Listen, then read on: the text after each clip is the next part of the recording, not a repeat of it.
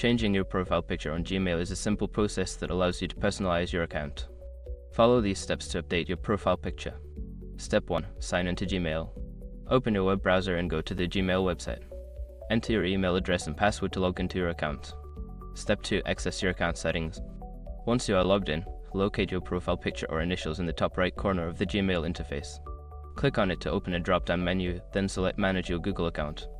Step 3. Navigate to the Personal Info section. In the Google account settings, look for the Personal Info tab on the left-hand side.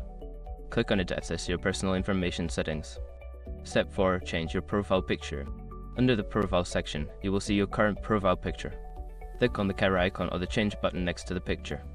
You can then upload a new image from your computer or choose one from your Google Photos. Step 5. Save your changes.